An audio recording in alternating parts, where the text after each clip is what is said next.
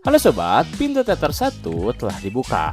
Kali ini Mimin bakal ngebahas salah satu film yang berlatar belakang pembalasan dendam. Film ini berjudul Without Remorse yang menceritakan tentang seorang agen CIA di Amerika yang tengah menjalankan misi rahasia. Awalnya ia mengira jika mereka sedang menyerang markas besar teroris Suriah. Namun ternyata yang mereka serang adalah markas penyimpanan senjata federal Rusia.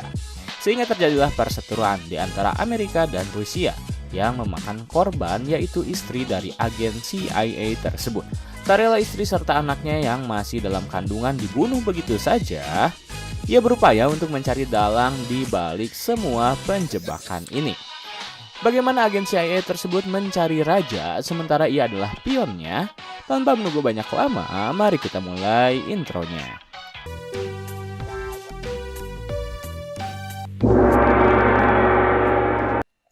Scene diawali oleh para agen CIA Amerika yang sedang menjalankan tugas di kota Aleppo. Saat itu CIA di bawah komandan Letnan Greer. Mereka berupaya untuk membebaskan satu sandera yang merupakan warga negara Amerika. Akhirnya salah satu anggota CIA yang bernama John memutuskan untuk bergerak. Mereka berupaya secepat mungkin merangsak masuk ke dalam markas besar yang John kira milik teroris Suriah. Sebenarnya mereka berhasil merangsak masuk dan langsung membunuh beberapa pria bersenjata yang sedang menjaga sandera mereka. Tetapi setelah berhasil membunuh, John terheran karena ia melihat wajah dari musuh-musuh mereka bukanlah orang Suriah, melainkan orang Rusia. Seusai mereka berhasil menyelamatkan sandera tersebut, John bertanya kepada informannya yang bernama Ritter, apakah ini sebuah jebakan? Namun Ritter tak menjawabnya. Kemudian scene berpindah pada kota Washington DC, di mana kini John telah kembali ke rumahnya. Di Washington, ia akhirnya bisa kembali berkumpul bersama istrinya yang sedang mengandung anak pertama mereka. Saat itu, mereka berdua tengah menghadiri acara pesta para agen. Di satu sisi terdapat kasus yang cukup mengerikan, di mana dua rekan dari John mengalami kejadian yang tak terduga. Mereka tiba-tiba dibunuh oleh orang yang tak dikenal. Satu orang ditabrak secara mengenaskan dan satu orang lagi tewas setelah ia ditembak berkali-kali di dalam mobilnya. Saat itu John belum mengetahui kasus tersebut, karena pada malam harinya ia sibuk menghabiskan waktu bersama istrinya. Tetapi karena istrinya ingin beristirahat, John mengalah dengan cara berdiam diri di lantai bawah, mendengarkan musik dan memakan cemilan. Ketika John sedang asik mendengarkan lagunya, ia tak menyadari bahwa beberapa orang bersenjata telah mengepung rumahnya. Mereka mematikan arus listrik rumah John. John menyadari hal itu karena laptop miliknya tiba-tiba mati. Ia berusaha untuk menyalakan kembali listriknya, tetapi ternyata tak bisa. Disitulah John mulai curiga. Ia perlahan mengambil pistol miliknya di laci, lalu pergi ke atas untuk menyelamatkan istrinya. Namun, John justru bertemu dengan beberapa orang misterius yang mengepung rumahnya. John sebenarnya cukup berhasil membunuh 3 orang di antara mereka. Tetapi ia gagal membunuh orang keempat yang berhasil membunuh istrinya. Dikarenakan saat itu John mengalami luka tembak. Ketika John terbangun, ia telah berada di rumah sakit dan di hadapannya terdapat Komandan Greer. John bertanya, siapa orang yang melakukan ini semua? Greer menjawab jika ia tak tahu, dan apabila dirinya tahu, ia tak akan memberitahu hal itu kepadanya. John hanya meminta satu nama saja agar ia bisa mengejarnya, tetapi Greer terdiam. Lalu scene berpindah pada Greer yang saat itu tengah berada di kantornya. Ia tiba-tiba dihampiri oleh Menteri Pertahanan Amerika yang bernama Thomas Clay. Clay meminta kepada Greer untuk memanggil John di pertemuan selanjutnya karena ia ingin berbincang kepadanya terkait apa yang baru saja menimpa keluarga John. Esokan harinya, John mulai membaik. Ia telah melakukan beberapa latihan untuk memulihkan badannya. Sementara itu, Clay, Greer, serta Ritter sebagai informan melakukan pertemuan. Di sana, Ritter memberi Clay dan Greer informasi terkait 3 orang yang berhasil John bunuh di rumahnya.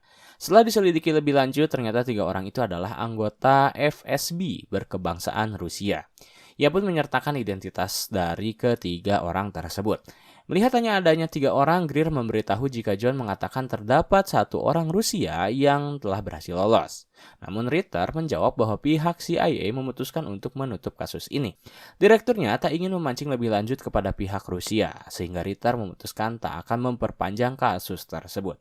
Kecewa dengan apa yang Ritter lakukan, Greer bertemu langsung dengan John. Ia menjelaskan semua yang ia dengar dari Ritter yang dimana tentu membuat John benar-benar kecewa. Tetapi Greer memberitahu John terkait identitas 3 orang yang berhasil ia bunuh. Lalu ia juga memberi identitas terkait orang yang mengonfirmasi ke 3 orang tersebut, yaitu Andrzej Vasiliev. Pada malam harinya, John memutuskan untuk kembali ke rumahnya. Di sana ia kembali mengingat secara detail bagaimana istrinya terbunuh ketika ia sedang tertidur. John tak menyangka jika kejadian ini akan menimpa keluarganya. Kemudian ia mengambil perlengkapan seperti uang dan senjata. Lalu ia memutuskan untuk menyewa sebuah kamar hotel. Di sana ia menyesali serta mulai menanamkan rasa dendam kepada orang-orang Rusia.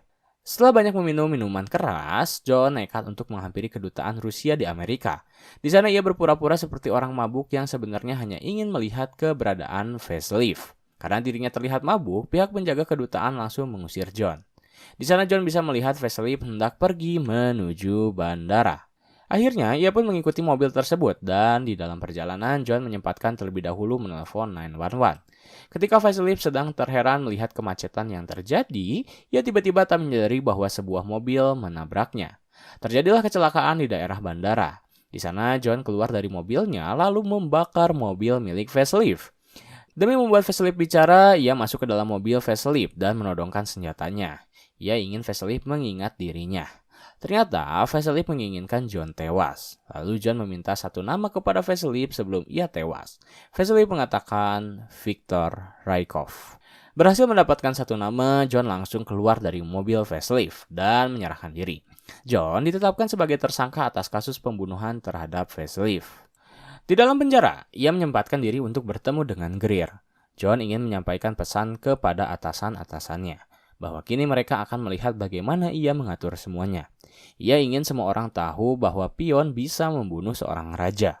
Lalu John dibawa kembali ke selnya. Ketika John sedang beristirahat di selnya, seorang penjaga tiba-tiba memberitahu John untuk berdiri. Ia ingin membawa John berjalan sejenak, tetapi John menolaknya apabila penjaga tak bisa memberi alasan yang jelas. Karena mengetahui dirinya akan mendapat bahaya, John langsung bersiap-siap. Ia menyumbat wastafel dan membiarkan air terus mengalir. Dan benar saja, tak lama kemudian 3 orang penjaga langsung masuk ke dalam dan berusaha melumpuhkan John. Alih-alih dilumpuhkan, John justru bisa membalikan keadaan. Ia mengancam akan mematahkan leher penjaga apabila mereka tak mau menutup pintu selnya. Akhirnya karena tak mau ada korban, mereka menutup pintu sel John, lalu tak lama setelah itu seorang agen Marshal mendatangi John untuk membawanya keluar. John akhirnya berhasil selamat dan lalu ia dipertemukan bersama Clay, Ritter, Greer, dan juga pemimpin CIA yang bernama Sarah. Di sana John mengatakan nama dari Rykov yang membuat Sarah cukup terkejut. Ingin meyakinkan bahwa apa yang John katakan benar, mereka memperlihatkan beberapa wajah untuk John pilih. Manakah wajah Rykov yang asli? Dan ternyata tebakan John benar. Lalu ia bertanya siapa Rykov. Ritter menjawab bahwa Rykov adalah seorang agen federal khusus Rusia yang berhasil membuat sebuah agensi swasta dan mengendalikannya di Rusia. Mendengar hal itu mereka cukup yakin bahwa penyerangan ini bukanlah perorangan, melainkan ada dalang di balik ini semua. Disinilah Clay memutuskan untuk membuka kembali kasus dan meminta Greer untuk menyiapkan pasukan untuk mencari keberadaan Rykov di tempat persembunyiannya. Greer mengerti, tetapi ia tak ingin John dimasukkan ke dalam pasukannya dengan dalih bahwa John masih tak bisa berpikir stabil. Tetapi Clay meyakinkannya bahwa mereka membutuhkan John di misi tersebut. Akhirnya semua pasukan berkumpul. Total terdapat 5 orang yang akan pergi menuju Rusia dengan menggunakan pesawat. Setelah semua persiapan selesai, mereka semua diminta untuk masuk ke dalam pesawat yang tak lama lagi akan segera terbang. Setelah cukup lama terbang menuju Rusia, akhirnya mereka tiba di sebuah kota bernama Murmansk. Sang pilot berusaha untuk berkomunikasi dengan penjaga perbatasan di sana, sementara tim sedang berupaya untuk turun melalui jalur laut. Namun ternyata perjalanan mereka ditolak dengan dalih komunikasi antara pesawat Amerika dan penjaga Rusia kurang baik. Ketika John hendak terjun ke dasar laut, ia tiba-tiba mendengar suara pesawat lain. Ia pun langsung memutuskan untuk kembali ke dalam dan meminta rekan-rekannya untuk segera menunduk. Di sana terlihat sebuah pesawat musuh yang sedang memantau mereka. Tak lama setelah itu muncul rudal yang menghantam sayap pesawat sehingga pilot meminta semua orang untuk duduk di kursinya masing-masing. Karena pesawat akan mendarat secara mendadak, di tengah ketegangan, pesawat akhirnya mengalami kecelakaan dan jatuh di laut. Semua orang berhasil selamat terkecuali pilot. Sementara itu John berusaha untuk membawa sebuah barang bernama Zodiac yang terjebak di bagasi pesawat. Ia pun berusaha untuk menyelam dan menyelamatkan barang tersebut. Beruntung John berhasil diselamatkan karena ia hampir saja tenggelam. Setelah semua tim berkumpul, mereka pun langsung melakukan perjalanan menuju kota untuk mempersiapkan senjata. Karena khawatir ini adalah misi terakhir mereka, salah satu anggota tiba-tiba memperkenalkan nama aslinya. Hal itu ia lakukan karena identitas palsu tak lagi dibutuhkan apabila mereka tewas. Ia memperkenalkan dirinya sebagai Ricardo. Yang lainnya bernama Franklin, Seymour, dan Greer serta John. Ketika semuanya telah memperkenalkan diri, John tiba-tiba mengungkit kembali perkataan Ritter, di mana ia masih mengingat bahwa Ritter mengatakan jika Rykov telah tewas, dan ia jugalah orang yang menghentikan kasus pembunuhan istrinya. Di sini John mulai mencurigai apakah Ritter dalang di balik semua pembunuhan ini, karena ia juga tak berada di pesawat. Tim pun memutuskan untuk menggeledah keberadaan Ritter yang ternyata sedang membaca berita. Di sana mereka dikejutkan dengan kehadiran John dan kawan-kawan, dan John langsung menyerang Ritter. Ia ingin Ritter mengaku tentang apa yang ia ketahui. Ritter yang terpojok mengatakan bahwa ia berusaha untuk melanjutkan misi mereka, karena ia mengira John dan timnya telah tewas dalam kecelakaan pesawat. Maka dari itu, Ritter membentuk tim lain untuk menangkap Rykov. Awalnya John tak percaya dengan perkataan Ritter, tetapi karena Greer menahannya, akhirnya semua berhasil terlerai. Kini keadaan semakin membaik dan mereka berusaha untuk mencari keberadaan Rykov. Ritter pun langsung membawa mereka semua ke sebuah apartemen, tepat di seberang keberadaan Rykov. Saat itu John berhasil membidik keberadaannya, tetapi tim menahan John. Ia mengatakan bahwa tim akan bergerak pada malam hari. Akhirnya malam hari pun tiba, tim langsung bergerak secara beriringan. Namun saat mereka berada di lantai tempat Rykov berada, John tiba-tiba berjalan sendirian. Ia mengunci pintu dan meminta rekan-rekannya untuk menunggu di belakang. John ingin berbincang dengan Rykov secara empat mata. Di sana Rykov ternyata telah menyadari keberadaan John. Ia mengatakan bahwa dirinya dengan John memiliki banyak persamaan. Mereka sama-sama pion yang mengabdi kepada negara. Hal ini memperkuat alasan bahwa Rykov bukanlah orang yang membunuh istrinya. Semua ini telah dirancang oleh orang yang bersembunyi di DC ketika John hendak mengajak Rykov berbincang. Rykov tiba-tiba menekan tombol yang meledakkan sebuah bom. Sontak semua tim langsung berlindung. Tetapi ternyata ancaman tak berhenti sampai di situ, karena salah satu rekan John tiba-tiba terkena tembakan dari seorang penembak jitu. Tim pun langsung berlindung, saling memberi informasi terkait keberadaan penembak jitu tersebut. John berusaha mengorbankan dirinya. Ia memancing penembak jitu untuk terus menembak agar rekan-rekannya bisa mencari keberadaan penembak jitu tersebut. Dan benar saja mereka akhirnya menemukan keberadaan penembak jitu itu dan langsung berusaha untuk membalikan keadaan. Tetapi ternyata penembak jitu tersebut tak sendirian, karena tepat di lurusan lorong menuju jalan keluar terdapat penembak jitu yang lainnya. Ketika tim sedang berlindung, Greer melihat ke arah luar. Di sana ia melihat dua polisi ditembak oleh penembak jitu tersebut. Greer memberitahukan informasi itu kepada rekan-rekannya, dan John dapat menyimpulkan bahwa mereka berusaha untuk membalas dendam. Seperti di awal kasus, agen federal khusus Rusia tewas di tanah Amerika. Lalu kini agen federal khusus Rusia ingin mereka tewas di tanah mereka sendiri. John pun memikirkan cara lain bagaimana ia bisa membawa timnya keluar dari situasi genting tersebut. Akhirnya ia memiliki ide. John menyimpan sebuah bom di dalam tembok dan meledakkannya, sehingga mereka bisa keluar melalui jalan lain. Setelah berhasil keluar dari tempat tersebut, rupanya mereka benar-benar terkepung, karena kepolisian langsung mengerubungi gedung tersebut dan dapat dipastikan tak ada jalan keluar bagi mereka. Di tengah kegentingan itu, John tiba-tiba berkata bahwa ia akan menarik perhatian polisi dengan cara menembak dari atap. Dengan begitu, timnya akan berhasil keluar dari tempat tersebut dengan aman. Greer kebingungan. John kembali berkata jika ia di mata semua orang adalah penjahat. Berbeda dengan rekan-rekannya yang akan dianggap sebagai pahlawan. Lalu John bergegas pergi ke atap dan langsung membuat kekacauan. Di sana ia menembak ke arah polisi, serta melempar granat untuk menarik perhatian dari para polisi.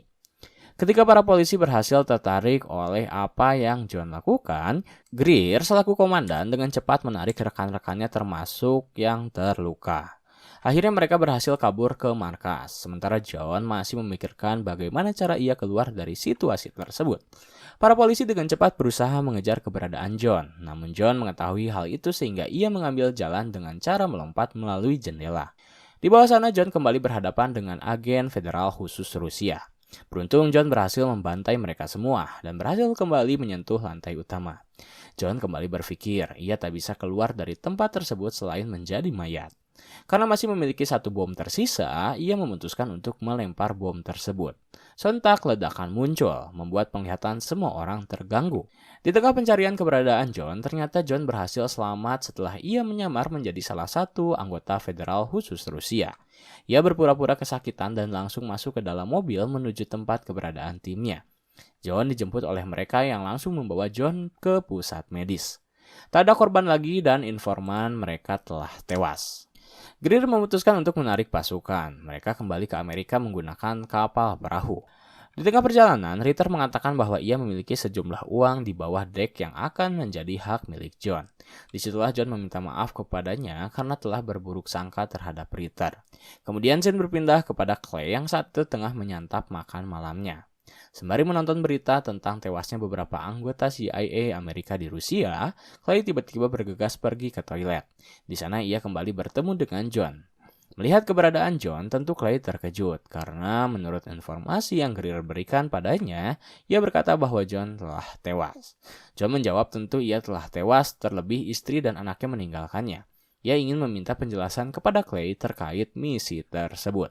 Clay ketakutan diberi pertanyaan seperti itu, tetapi tiba-tiba John mencekiknya hingga ia tak sadarkan diri. Ketika Clay tersadar, dirinya berada di dalam mobil. John kembali melakukan sesi interogasi. Ia ingin Clay menjelaskan alasan mereka mengadu domba pihak Amerika dengan Rusia. Clay akhirnya menjelaskan bahwa peperangan dunia kedua bukanlah dimenangkan oleh seorang patriot ataupun komandan, tetapi oleh para ekonom. Mereka memperkuat persenjataan, tank, serta segala kekuatan militer demi membuat negaranya berdaya. Hal itulah yang Clay lakukan. Ia ingin membuat semua rakyat Amerika bersatu dengan cara menakut-nakuti mereka dengan pihak Rusia. Mendengar pernyataan itu, John tak menyangka bahwa Clay sekejam itu. Kemudian, John tiba-tiba menabrakkan mobilnya ke pembatas hingga terjun ke dasar laut. Di tengah posisi itu, John meminta Clay untuk menyebutkan nama istrinya yang telah ia bunuh. Sembari perlahan tenggelam, Clay menyebutkan nama istri John yaitu Palm. Kemudian scene berganti kepada proses pemakaman John dan istrinya. Mereka disandingkan berdua dengan proses pemakaman militer. Setelah proses pemakaman selesai, Greer yang menghadiri pemakaman tersebut langsung hendak kembali ke mobilnya. Namun, tiba-tiba John muncul di jok belakang mobilnya. Ya, John tak benar-benar mati dalam insiden tersebut. Ia berhasil diselamatkan oleh rekannya yang menjemput John dengan memberi ia oksigen. Setelah itu, John berhasil merekam pembicaraan antara dirinya dengan Clay yang langsung dilaporkan oleh Ritter kepada Direktur CIA. Sehingga kini nama John berhasil terhapuskan dari daftar kriminal. Tetapi tetap saja, John memutuskan untuk menghilang karena ia ingin menjadi seorang hantu. Sebelum John pergi, Greer memberinya identitas baru pada John. Ia memiliki nama John Clark dari sebelumnya yang bernama John Kelly. Dan scene terakhir di film ini menampilkan pertemuan terakhir John dan Ritter, di mana kini Ritter resmi menduduki jabatan direktur di CIA. Sementara John, ia mengusulkan untuk membuat lembaga kontra internasional teroris yang melibatkan Inggris bersama beberapa anggota negara NATO. Ia ingin membersihkan nama Amerika dari mata dunia, dan tentu Ritter menyetujui usul itu dengan mengangkat John sebagai ketuanya. Tamat.